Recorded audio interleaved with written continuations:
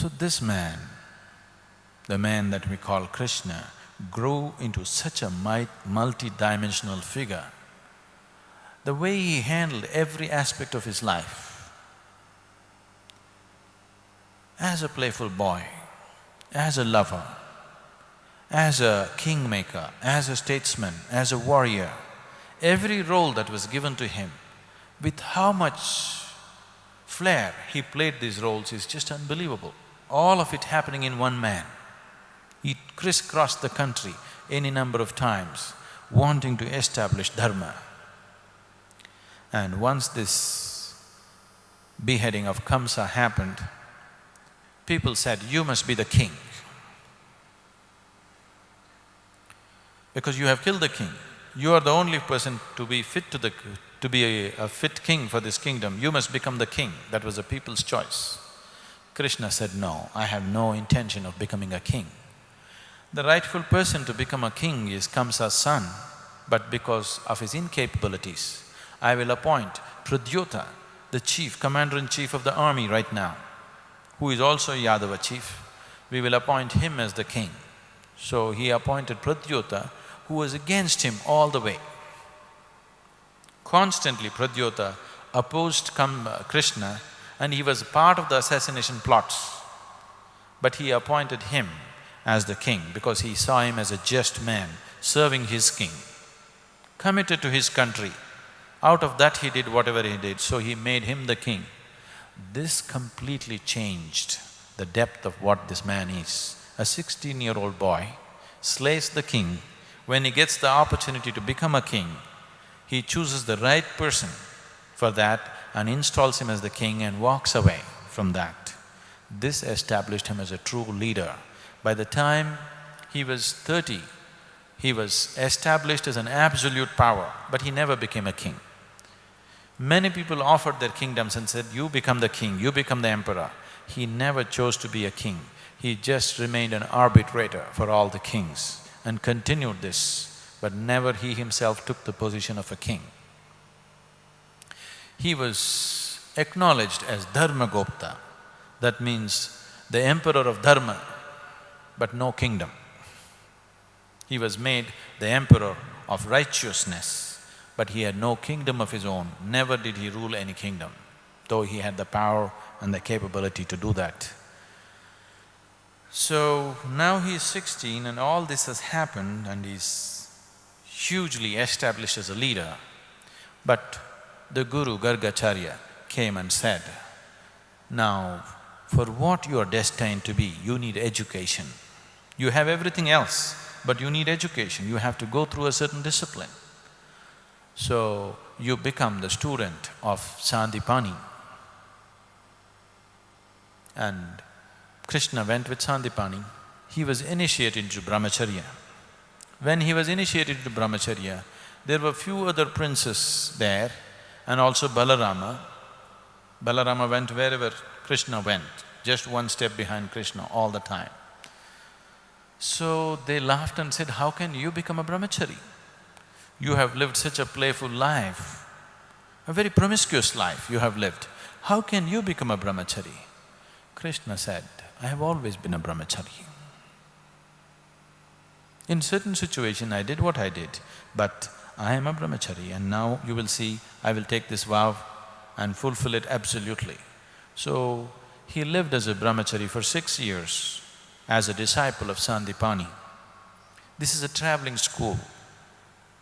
This guru has a traveling school that is not in one place. This is an ashram which is constantly moving from place to place. And they have to beg their food and eat. So for these 6 years, Krishna begged his food like any other brahmachari, and he lived under the guidance and grace of Sandipani, who trained him in various arts and other types of education. Also gave him training in using arms, and he became an expert archer. He became, above all, he learned to use every kind of arms, but he became an expert in using his discus. What's a discus? You know the Sudarshana Chakra, the frisbee. It's a metal disc that people learn to use in a certain way that if it's let out, it just… it's a deadly weapon if it's properly used. Krishna took this weapon to a different dimension altogether. He made his own weapon. We will go to that later, how he made his own weapon. If you do not know this, iron was discovered by Krishna in India. Do you know this? For the first time, iron or steel was used by Krishna. He was the one who discovered iron in India. And when they said this, I couldn't believe it. I thought they're attributing everything to him, and we've been researching and checking this up. When is it that iron came into use? And according to history also it says, iron came into use in India about 14 to 1500 BC. That's exactly the time when he did this. We will go into that story later. Right now, did you read at least a couple of pages of that book? His words? Let us take him into a different dimension altogether, because you will see this cowherd boy and all these situations, and what he speaks are absolutely far out. They can't match. That's how it looks by logical perception. But anyway, before that, in celebration of Krishna, in the tradition of Maharashtra, that was the theme that we had for the Isha fest. So, this Narendra or Mahalakshmi and group will present a lavani in celebration of Krishna in the Maharashtrian style.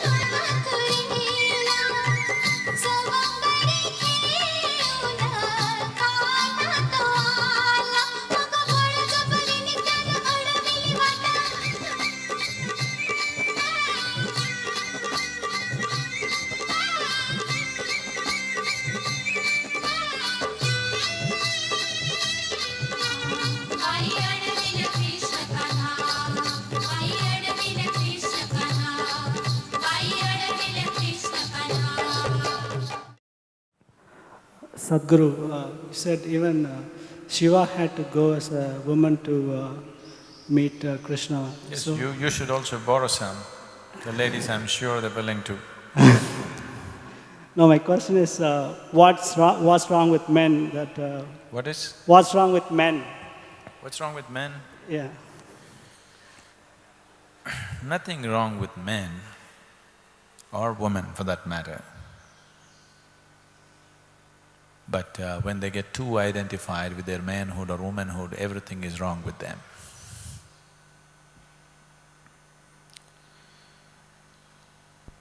A woman wouldn't have any problems if you ask her to dress up as a man and come out and do something. She wouldn't have problems. Why does a man have problem? So there is a problem. If there was no problem, then being a man or woman is not an issue. So the nature of the ras is such. The path of devotion is a feminine path. I'm not saying a man cannot be a devotee. I'm not talking about man, woman as they sit here right now. I'm talking about the masculine and feminine. It is not in the nature of the masculine to be devoted to somebody. The nature of the masculine is to conquer. Nature of the masculine is not to give itself. I'm not talking about a man and a woman, I'm talking about masculine and feminine. The very nature of things, the masculine wants to conquer, wants to rule, wants to dominate. It cannot submit itself, it cannot give itself to anything totally. If a man wants to know this, he must activate the feminine in him. It is not absent, it is there, but he's killed it. He's killed it in so many ways because he misunderstood femininity as weakness. Today women also have misunderstood feminine nature as weakness, they're trying to be like men.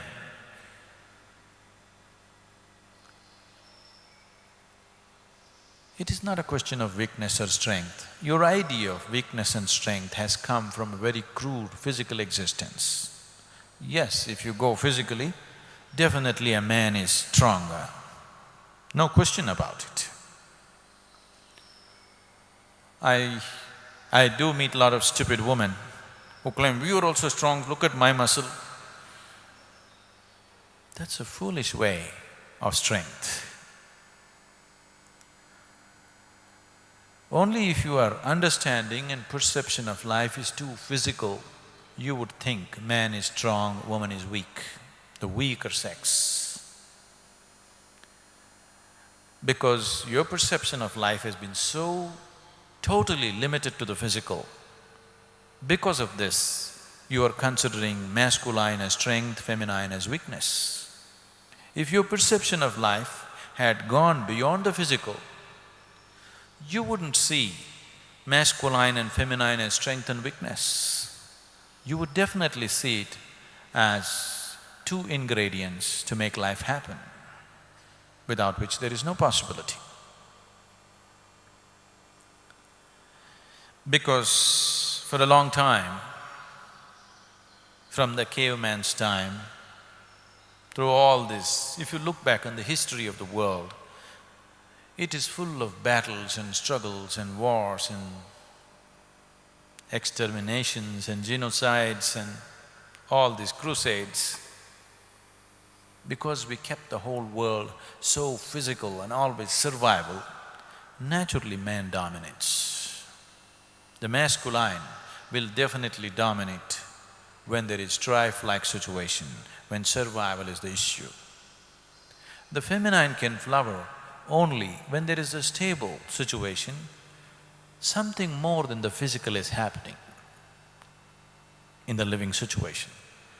Something subtler than the physical has become alive, only then the feminine will play an equal role. If we keep the social situations absolutely physical, masculine will rule anyway, there'll be no question about that. Anyway it'll rule. Do whatever you want, it will anyway rule. Right now there is a whole misconceived effort of trying to liberate the woman. But once we have made economics the core of our existence on the planet, a woman will suffer continuously forever. As long as economics is the most important aspect of life, there is no way the feminine can flower in this world. Maybe women also will get as crude and as cruel and as stubborn as men, but that is not liberation. That is not liberation at all. That is just complete slavery. You are a woman and you are dominated by somebody, that is some slavery. You gave up your womanhood and became a man, this is complete slavery, isn't it? Isn't it so? This is absolute slavery. The process of enslaving you is complete. So as long as economic engine in the world rules, the masculine will anyway rule. Only when subtler aspects of life are made important, then feminine will have an equal role to play. See, today if you go to any city, let's say Coimbatore city, if you ask somebody on the street, who is the big man in this town? They are not going to think up, who is the most loving man in this town? Who is the most intelligent man in this town?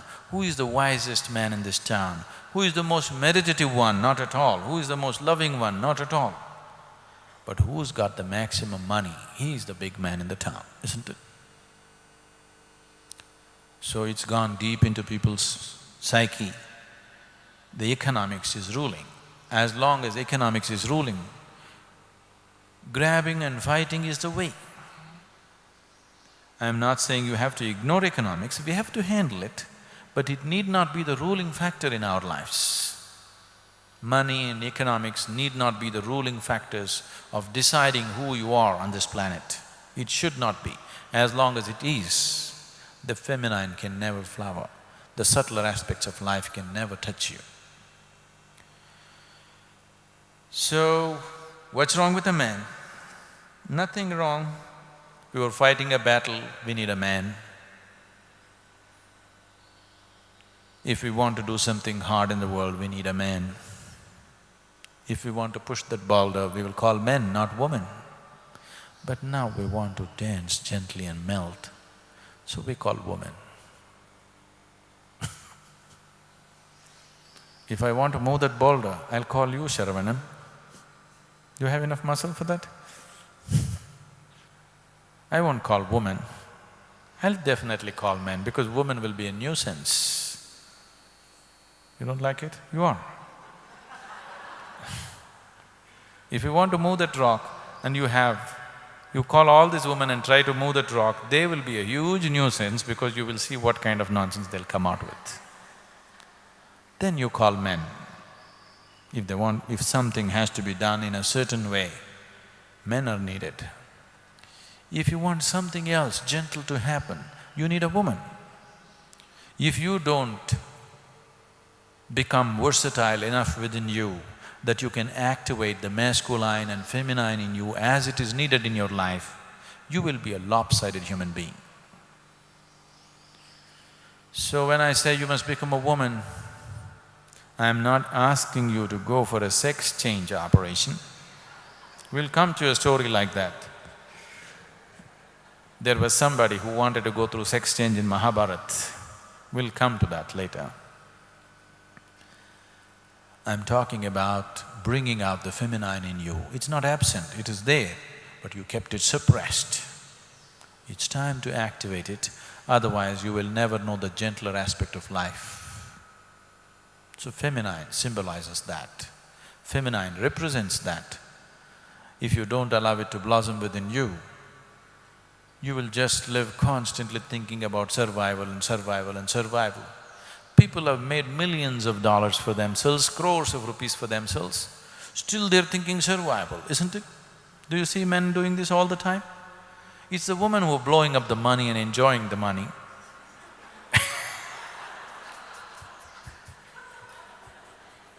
Man wants to… if he has 10 crores, he wants to make 25 crores. If he has 25 crores, he wants to make 100 crores. Because the masculine logical mind thinks this way. Unless he allows the feminine in him to work, he cannot relax and enjoy the money that he has made. He will… It's the wife who's always insisting we must go on a vacation. Isn't it? The wife need not be outside, she can be within you. I'm talking about keeping a wonderful woman within you who will come alive whenever you want her. And she's perfect, she's not like…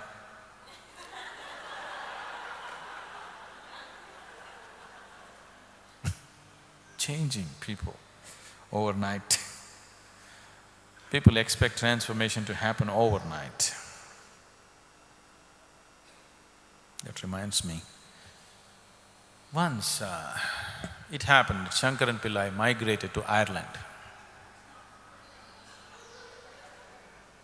Anybody from Ireland? Oh, you come from England? Yes, you been to Ireland? Okay, you met the Irish people quite in plenty. He went to Ireland and he wanted to start a business, so he decided to start an undertaker's business because it was a roaring business in Ireland. You know? You don't know? Undertaker's business has been a roaring business in Ireland for the last 25–30 years. So he saw the opportunity and went and started an undertaker's concern. So he was doing well, flourishing well, because every day there are shootings, every day there are bombings, you know, lot of funerals. There's money to be made, you know. So one day, Mr. Bigwig died. So he was brought to Shankaran Pillai's, what do you call this? Funeral home.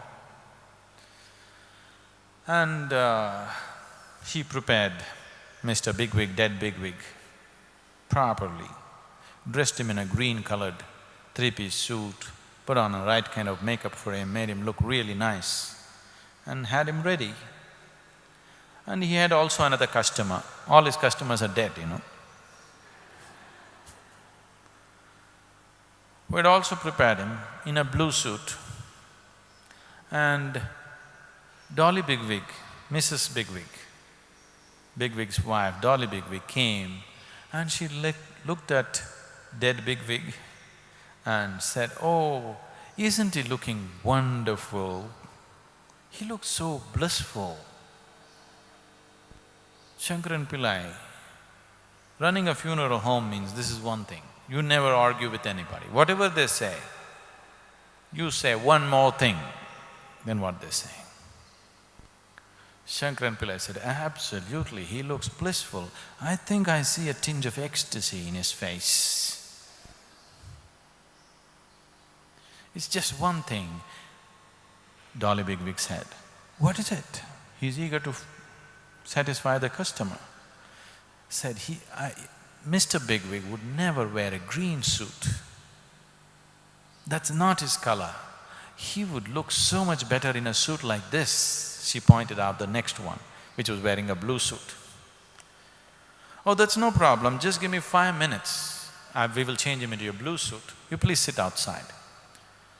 So within 5 minutes, he brought her back inside and she saw Mr. Bigwig was wearing a blue suit. She said, "Mr. Pillai, this is incredible. A stiff man like this, how do you get to change their clothes so quickly? In 5 minutes, both of them are again dressed in river suits. How did you do it?" Shankaran Pillai said, "I didn't change them, I just changed the heads."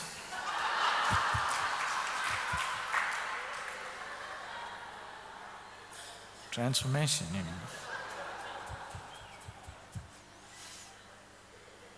So if you're looking for very quick transformation, we could do that.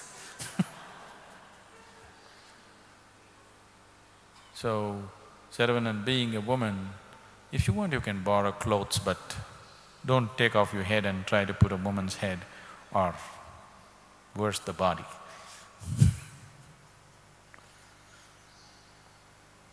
Yes.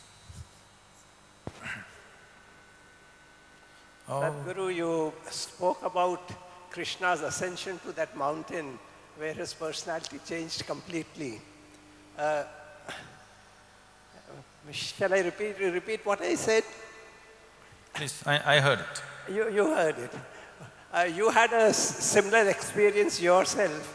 Would you please tell us what you felt and thought and what happened to you at that point of time when you changed completely? Oh, it was very different because I was sitting. Krishna was standing. I want you to look at this and understand this from a right kind of perspective.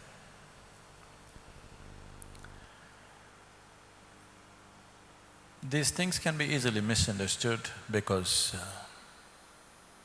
of the realities in the world, because of a huge history of exploitation behind this. It could be very misunderstood. The moment I utter it, I'm sure many people will misunderstand this because there is a whole history of exploitation and misuse of this aspect. In India, the spiritual cultures saw this as an easy passage towards divinity, about consciously being a willing slave.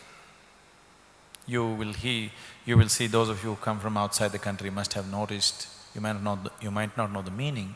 There are any number of people in India called Ram Das, Krishna Das, Mohan Das, that Das, this Das. Das means a slave.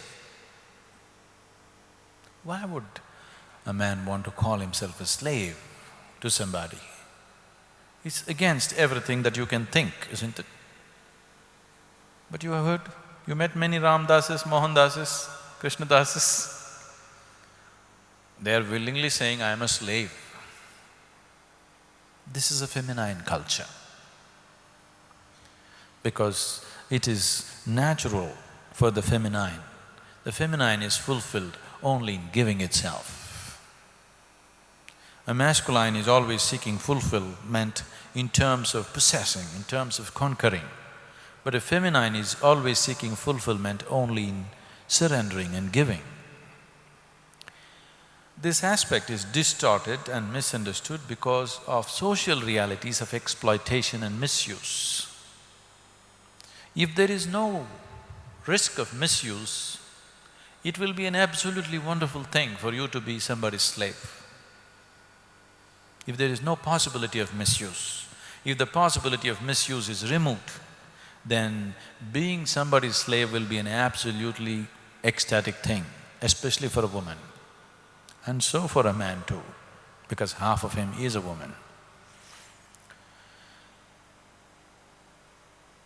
So the path of devotion, no matter where it is in the world, always talks about surrendering and being a slave to God, isn't it? In every culture, in some dimension it is being talked to, not just here. But here it is more organized way of approaching it, but everywhere it is there.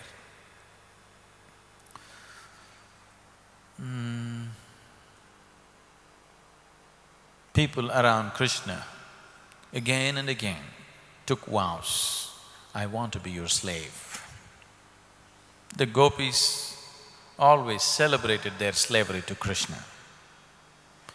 Even very intelligent, wise men, even ascetics, after being with him and knowing him, they decided to become his slaves. When you consciously become a slave, all that you have done is, all the nonsense of your ego, you kept it aside, and it's a tremendous thing and the most beautiful thing that can happen to a human being. If you did not have the problems of getting hurt, getting insulted, you know how wonderful life would be? You are a willing doormat. So, Krishna himself is a slave. Many times, in various situations, people asked him, why are you like this? It's not your business.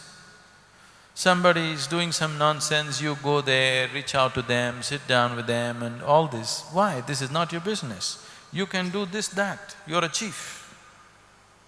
You can, if somebody is not okay, you just remove them.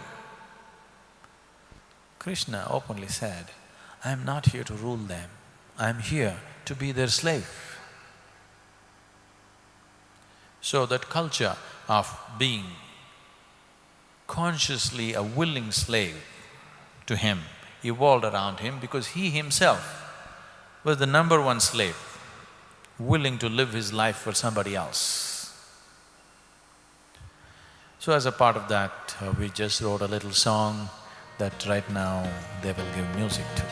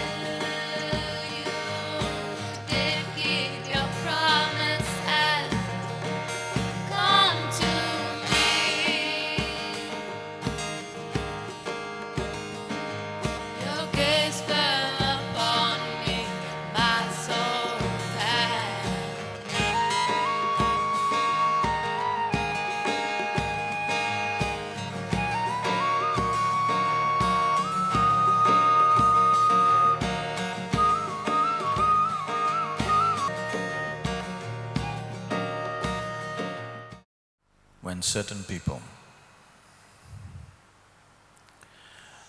approached Krishna and asked, "Oh Master, What is the way? They say, you are a deliverer, so what is the way for us? Krishna looked at them quizzically and said, what is the way? I am the way. You're expecting me to teach you a lesson? There is no lesson, there is no path. I am the way. Just being with me is the way. There is no other way. I have not come here to teach some other way. I am the way. So, this needs to be grasped. The very Leela is the way. Is there some teaching going to come tomorrow? No teaching. Just being seduced by him, allowing him to strip you off your body and your mind is the way.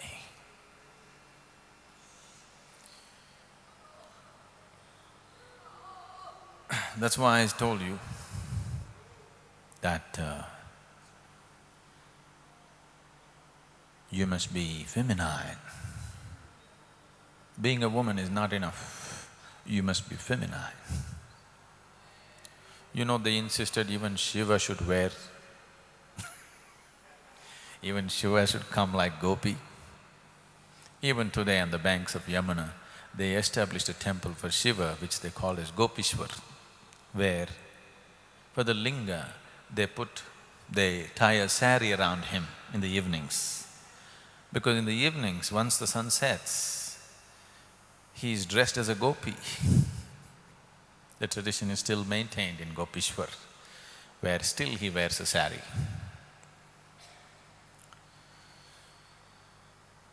So, if Leela has to happen to you as a living experience within you, not as just something that you witness and see,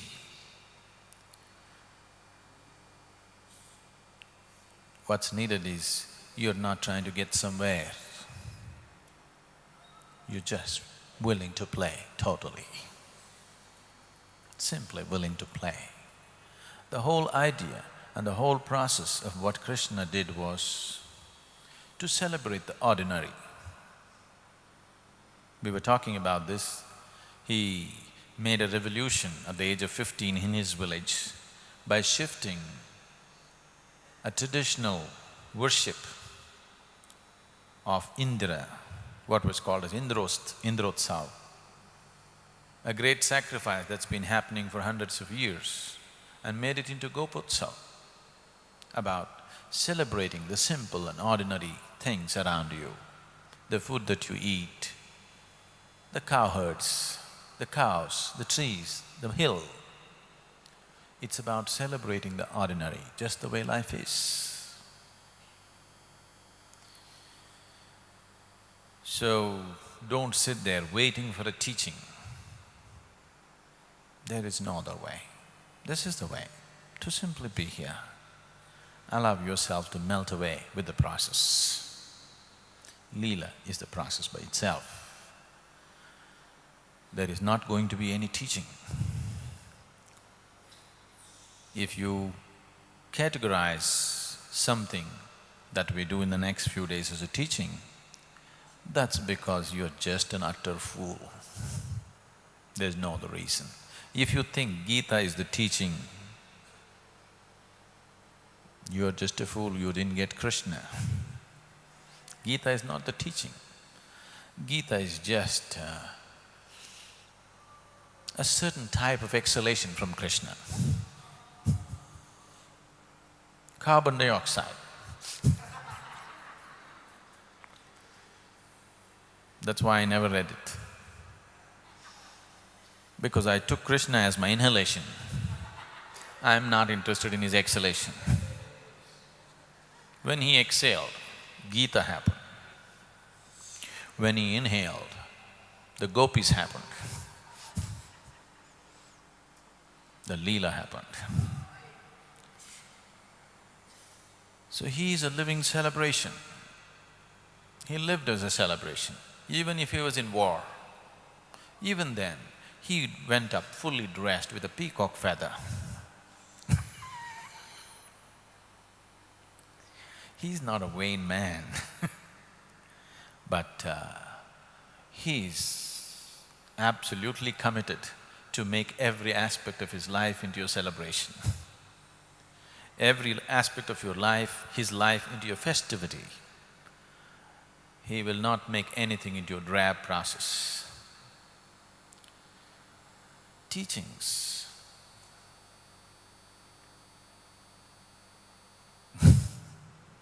When you were children, teaching started in the school.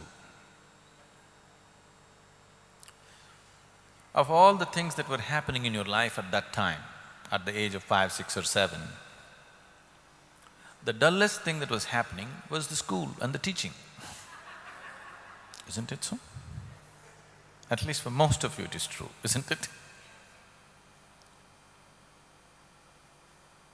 Why is it like this? Learning. See, there is something in a human being which is longing to know.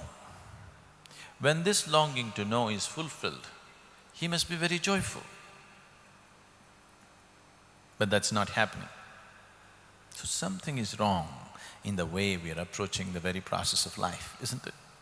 If you get to know something that you do not know, do you feel happy or do you feel unhappy? You feel wonderful when you get to know something that you do not know, isn't it?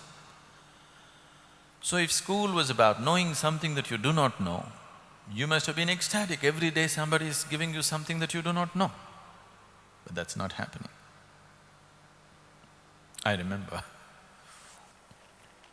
when I was in school, I think I was in my 4th standard. 4th standard means I was probably 9. The Prime Minister of the country died.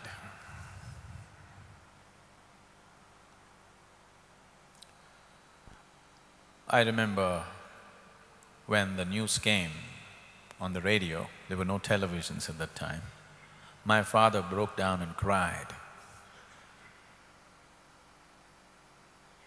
He actually cried when he heard the Prime Minister died. I was so happy because I knew tomorrow there's no school.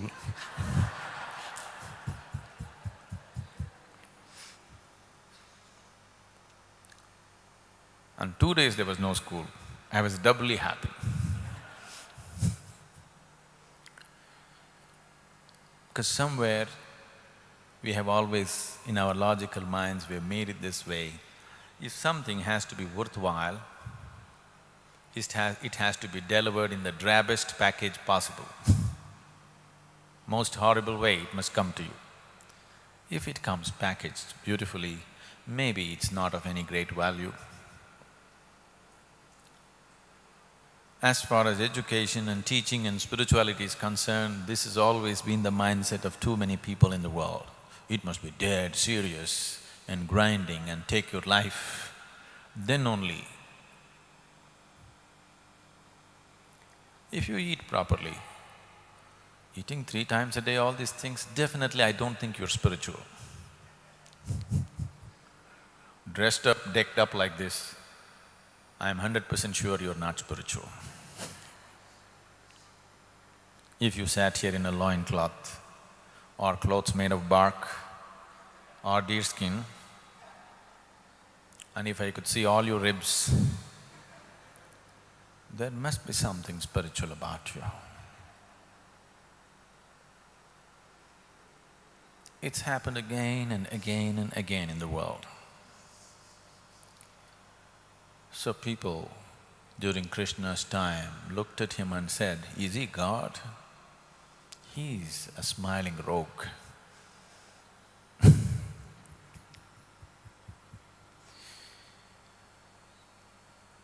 Gautama went through this in a more severe way. He also thought not eating his spirituality, gave up food and all his ribs were showing. And then he became enlightened, not because he did not eat, because he did some things right. And the moment he became enlightened, a few people, he had disciples. Not really, you cannot really call them disciples, but kind of followers who saw him as a more intense sadhaka than themselves. He ate less than them, so they thought he is better, and they followed him. After enlightenment, 3 days he sat there still, absolutely still, unmoving. When he came out, he smiled at them and then asked for them to arrange for a meal. They looked at him suspiciously. This man had never asked for food for the last 4 years. Only if it came his way, he ate, otherwise he never ate. And now he's asking for food. Something has happened to him, maybe he has fallen. Then they served the food and the man is eating joyfully. They saw, definitely he has fallen. And they left him and went. These people who followed him for 2.5, 3 years, when he was torturing himself without food, the moment he was enlightened, fully enlightened, and he ate a full meal, they left him because he's eating and enjoying the food. This cannot be. So, with Krishna, this problem is too much. But at the same time, when he took to the path as a brahmachari, he went out on the streets, bhikshandehi, begging for whatever came his way. When you go out begging, you don't choose your food. The food that they put in your bowl, whether it's good or rotten or whichever way, you simply eat it with devotion. This is the way of a brahmachari, that he should never see what is the nature of food that is being served to him, what is offered to him. Whatever is offered, that is it. He doesn't make choices about what to eat, what not to eat. Is there enough protein in this? Is there enough nourishment in this? There is no such thing. The nourishment is from elsewhere. When you say you're a brahmachari, you're on the path of the divine. Your nourishment is something else, not food. If you're still 100% on food, you're not at all a brahmachari. So Krishna became a brahmachari, a perfect brahmachari, just wore a strip of deer skin around himself. This dandy who was always well-dressed with a diadem and peacock feathers and always silk clothes, suddenly in deer skin, 100% dedicated to his new sadhana. Never before the world had ever witnessed a more glorious beggar. An absolutely glorious beggar walked the streets and people were just amazed, just looking at his beauty, the way he was, and with how much grace and dedication and focus he walked the streets for a little food that he has to gather for the day for himself and his guru and a few brother sannyasis who are living there. When Krishna uttered bhikshandehi, he is a man, if he chooses, he can become an emperor any time. But he went on the streets begging for 6 years of his life. There was another man, an equally beautiful brahmachari. So Krishna Dvaipayana, who later on came to be known as Vyasa, at the age of 6 he became a brahmachari. The first day of his brahmacharya, he went out to beg his food. This little boy, 6-year-old boy with a shaven head and with clothes made of wood bark, he went out to beg his food. He went and said, "Bhikshandehi," in his childish piping voice. People looked at this cute boy and they gave him enormous amount of food, the best things that they could give, because this little boy is so… his strength, walking on the street alone, begging his own food for himself and his guru. Much food came to him, more than he can carry. That much food came to him because everybody saw the cuteness of the boy and the strength in the boy, the way he walked. As he was coming, he saw many children on the street. By looking at their faces, he knew that they have not eaten well. So he gave away all the food. And he came back to his guru with an empty bowl. Parashara, his guru and his father, looked at the boy with an empty bowl and asked, "What happened? You did not beg?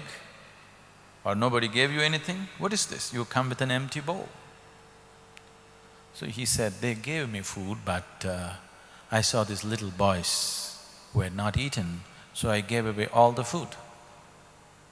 So Parashara looked at him and said, "Oh, that is fine. You be there. That means no food."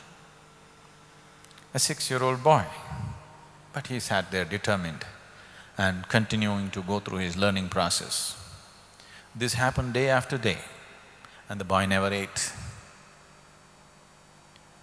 And then Parashara, looking at this boy's strength, this 6-year-old boy going for 3-4 days without food and continuing all his duties and his study, he saw a tremendous possibility in this boy and he poured himself out to him. What he would have taught somebody in 100 years, he poured out everything to this boy in a very short time. And Krishna Dvaipayanar, Vyasa, developed this in his life, that at any time in his life, he never ate unless everybody in the vicinity has eaten, otherwise he never ate. So many times in his life, for days on end, he went without food. Not because there was no food, simply because if food came, he ensured that everybody ate. Only if there was something left, he ate, otherwise he never ate. Somebody was complaining to me, "Oh, brahmacharis have no proper nourishment here. They are just working their ass off and there is no proper food for them." It's a shame for a brahmachari if he is just living on food. When I am here, if he is surviving on mere food, then the fool should be hanged, because his nourishment is not in the food. Food is needed, all right, but his nourishment is not in the food alone. If he doesn't eat for 3 days, still I want to see him active 24 hours of the day doing what's needed. Only then he's really there. "Oh, if you don't eat food, will you survive? Disease will come, this will happen, lack of nourishment." You know all that nonsense. If you don't eat enough protein, what will happen? If you don't eat enough potassium, what will happen? If you don't eat enough iron, what will happen? All the nonsense you know. But you do not know something else. Gautama, the Buddha, told his disciples this: when you're very hungry, when your body is craving for food, if you give away your food to somebody else, you will become stronger, not weaker, both in body and spirit. Many traditions, many systems have devised many ways to open up a human being for a higher possibility. So brahmacharya is a completely different way. Leela is a different way. Now here you eat well, you dress well, you do everything well, but this is subtle. And that's the danger. You may just eat well and go. That's the big danger. You may just dress well and go. That is the biggest danger. So, this is not about eating well. This is not about dressing well. This is about using everything to be seduced. Seduced out of your body, seduced out of your mind, seduced out of everything that you think as myself. So that's what needs to happen. So whether you chant, or you dance, or you eat, or you sing, or you do whatever, the whole thing is to simply give yourself and surrender to that. That's why I told you repeatedly, I'm telling you, you must be feminine. The very nature of the feminine is to surrender, to merge, to receive, not to stick out there and think what is happening, what is not happening. That's not the way of the feminine. Maybe women are doing that these days, but that is not the way of the feminine. The feminine means just receptive. The moon has no quality of its own, just reflecting the sun. And see how beautiful she has become. If the moon did something of its own, it wouldn't be like that, just reflecting the sun. What a grand thing it's become. Most of you enjoy the moon more than the sun, isn't it? Sun is very life-giving and sustaining our life, that's different. But in terms of joy, in terms of opening you up to something ethereal, in terms of inspiring some poetry in you or love in you, moon has played a much bigger role than the sun, isn't it so? Moon has inspired more poetry on this planet than sun. Is that true? Because it has no quality of its own, just reflecting. If you want to know the divine, this is the only way, that you have no quality of your own, you just become a reflection. If you become a reflection, what will you reflect? You will only reflect the ultimate. So Leela is a process of surrendering. Leela is a process of giving into the seduction. Don't sit there and wait for the teaching. I told you, only one session we will allow where you can be skeptical, logical and thinking. Rest of the time, you must be swooning. Are you there?